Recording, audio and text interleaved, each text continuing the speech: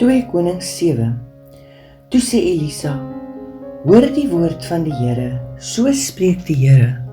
Môre omtrent sulke tyd sal 'n maat fynmeel 'n sikkel en 2 mate gars 'n sikkelkos in die poort van Samaria. Maar die adjutant op wie se arm die koning geleun het, antwoord die man van God en sê, al maak die Here ook vensters in die hemel, sou dit kan gebeur? En hy sê, kyk, jy sal dit met jou oë sien, maar nie daarvan eet nie. En daar was 4 malaatse manne by die ingang van die poort. Hulle het die een vir die ander gesê, wat bly ons hier totdat ons sterwe? As ons sê, laat ons in die stad ingaan, aangesien daar hongersnood in die stad is, sal ons daar sterwe. En as ons hier bly, sal ons sterwe. Kom dan nou en laat ons oorloop na die laar van die Arameërs. As hulle ons laat lewe, dan bly ons lewe.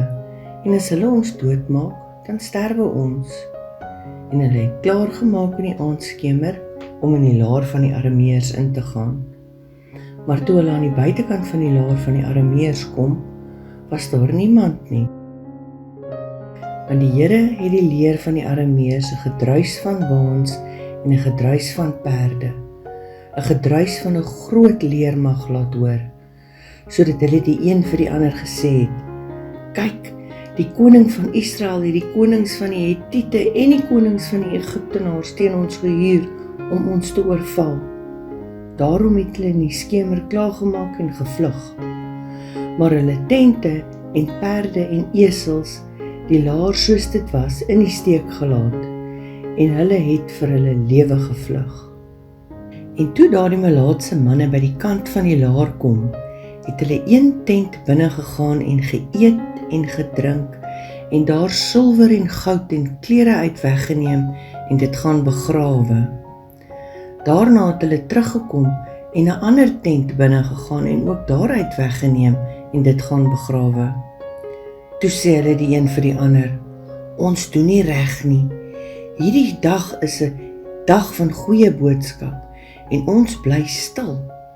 As ons vertoef tot die môrelig toe, dan sal ons skuldig staan. Kom dan nou, laat ons gaan en dit in die huis van die koning vertel.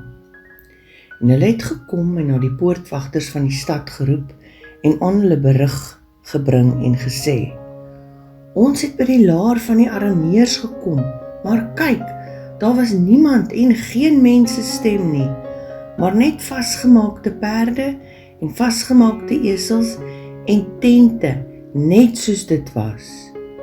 En die poortwagters het geroep en dit binne in die huis van die koning vertel. Toe staan die koning in die nag op en sê aan sy dienaars, laat ek julle vertel wat die Arameërs aan ons gedoen het. Hulle weet dat ons honger ly.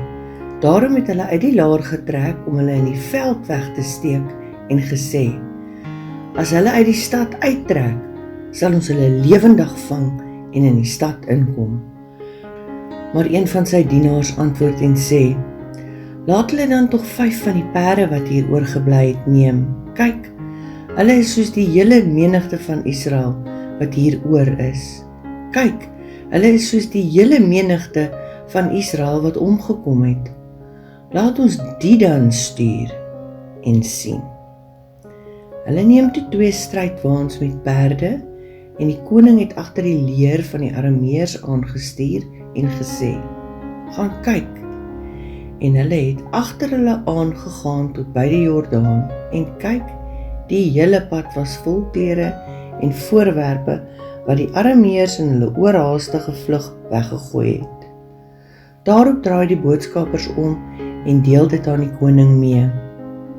Toe gaan die volk uit om die laar van die Arameërs te plunder, en 'n maat fynmeel het 'n sikkel gekos, en 2 mate gars 'n sikkel, volgens die woord van die Here.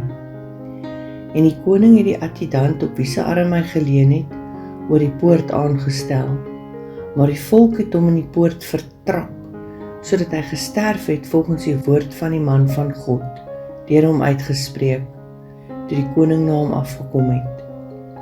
Want toe die man van God met die koning gespreek en gesê het, môre, Omtrent sulke tyd sal 2 mate gars 'n sikkel en 'n maat fynmeel 'n sikkel werd wees.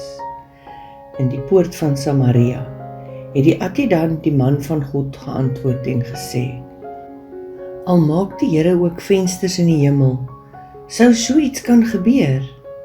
En hy het gesê: Kyk, jy sal dit met jou oë sien, maar nie daarvan eet nie. En so het dit met hom gegaan. Die mense het hom in die poort vertrap, sodat hy gesterf het.